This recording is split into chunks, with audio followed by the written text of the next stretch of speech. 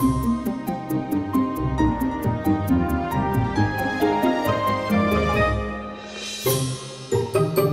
everyone, Tyler Pyburn here with Phil DiMartino. We're from 5 Tool Productions. Thank you so much for tuning in to another edition of the video podcast. Now, today's podcast, we always kind of talk about like trending topics and things going on in the industry.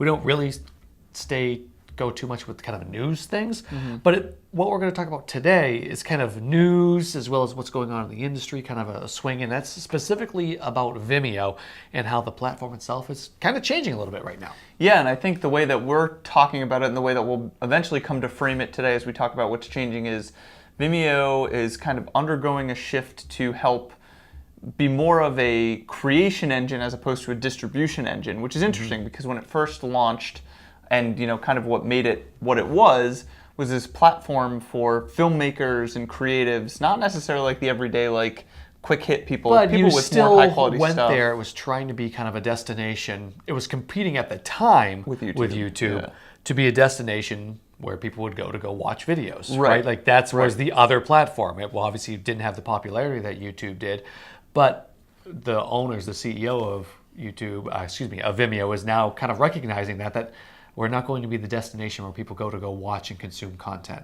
We're not going to be able to kind of keep up with the Joneses, so to speak, not just with YouTube, but the Netflixes of the world, the Amazons of the world that are investing so much in original content that they just said, we're not going to go that route. We're going to go a different route and try to, like you said, help with the creation, with the tools process. So what are some of the things they're doing? Yeah, so one of the ones that's most notable for us at Vimeo recently acquired Livestream, which basically built this entire live engine within Vimeo, which is awesome. So there's, comparable to, a YouTube Live or Vimeo Live or tons of the other platforms that exist out there, YouTube Live or Livestream, Ustream, all these other platforms. All these other different hundreds of them that are out there. And as of this year, Vimeo now has its whole, a whole live streaming platform built into it. So if you're a premium member, you can access these features and you can go live and then, use an encoder to stream an HD stream through Vimeo, which is a totally new thing. They also introduced a lot more review tools. So they have this whole review portal. So it's a lot more of, from our perspective, it's a great tool because it's something that we can kind of collaborate with clients on. Exactly. So we'll send the client a link that they can review on. And for them, it's much easier than before. It was always, let me write an email with the time code and what's going on. They'll forget to write the time code and they'll go back. Whereas now they can literally comment right on the screen itself right there. Kind of tap where, I don't like this person's hair at this moment in time. And we've literally had that happen too. So yeah, and there are services that actually charge a fair amount of money just for that one piece, and there's maybe a little more built out, but Vimeo has basically been able to provide that for production companies and people who have a lot of review and back and forth to be able to collaborate there. And then the latest one, when you talk about news that came out recently that they announced this past within week, the last couple of days, really, was Adobe has their own version of it too. But their stock footage, footage imagery and things like that they're are basically saying, here, we want to help you create. So again, kind of going back to that method of, helping with the creation, not the distribution. And who knows, maybe they will help you with the distribution, but not necessarily to get it seen on their platform. Right. Like I said, Vimeo as a creation tool as opposed to Vimeo as a destination website, right? And it's really interesting. You mentioned like Netflix and Amazon and Hulu, and everyone is in the basically the TV game now. Yep. And I think there was a point where Vimeo talked about whether or not they wanted to try to entice creators to come and do that, so that people would flock to Vimeo to either pay or watch for free with advertisers. There were at one point in time that, as just a regular user, external for someone that was a creator, would go on to Vimeo and pay for a premium subscription, not necessarily for the tools that we use now, but for the tools to go ahead and watch and access different videos. I mean, I'm almost positive we downloaded a video. We did, you're right. Just to see how someone used a specific camera. Yeah. Right? The camera we're shooting on right now, we paid $49 to watch that a long tutorial. It was a long kind of series. Yeah. So that was available. Now, who knows if how that's going to change and be affected, but that's where kind of they were going, that kind of premium content model as well. Yeah, and it's not just that either. It's also companies like Facebook and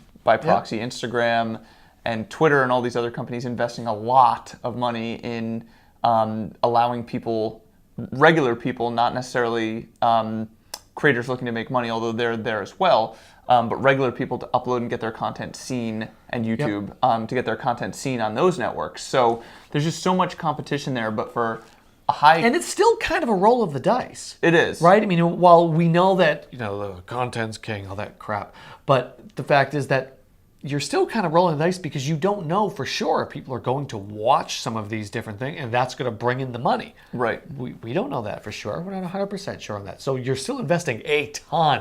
And we're talking billions of dollars. For the big players, Not, a small company that says, we're going to see, we're going to spend a couple $1,000s on a show. No, they're rolling out series that cost millions of dollars. Yeah. So it's a different play on a different level, and they're seeing and saying, there's so many people spending so much money right now.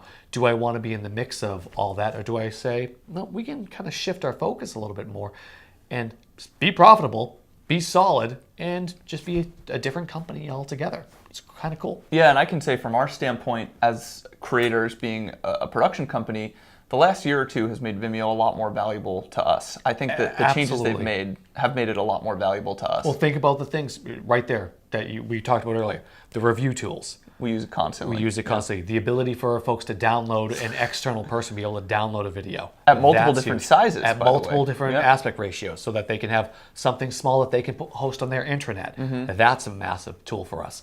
And then the live stream portion of it. We've used it twice now as a backup event just to see, and it's only a matter of time before we use it as a primary stream. Yep. So we've used a lot of the tools so far. We haven't dipped into the stock portion of it, but it's only a matter of time before we do. I know that. Right, exactly. And so I think for people like us, it's a big benefit. I think that they might, there's obviously going to be people like the really pure filmmakers who went to Vimeo at the beginning because it was like a place for artists, and it was a little more lax in terms of copyright and things like that. You really liked the player. It was looked a lot cleaner. You can customize your player versus YouTube's player. It was a nice way to show off your really high quality work. Absolutely. Yeah. And it still is, but that's not necessarily the primary focus. So I think some of those people might be pushed away, but I think they're focusing more on, people like us, frankly, which thank you. Yeah. So it's interesting changes. It's great, but I'm curious to see like what else comes of it. You look at these companies, and we talk a lot about Facebook and all the new features they add, and all of these companies are always trying to be, either the first to a new feature or the best of a feature. Yep. And Vimeo seems to be taking the best approach. They weren't the first to introduce live streaming, but they acquired a company that was great at it, and now they've said, "Can we?" Live streaming. Exactly. Stock footage. You look at it; it's not just a random collection of junk. When you go through the Vimeo stock footage, it's really high quality video. Highly shot. A lot of it. Some of it, you're even seeing some 8K footage on there, which is impressive. So they might not be first, but they're trying to be best, and that's great. I love to see companies do that. Very cool indeed. All right, so we're talking about news a little bit, but also how it helps creators as well. So he's Phil, I'm Tyler. Thanks so much for tuning in.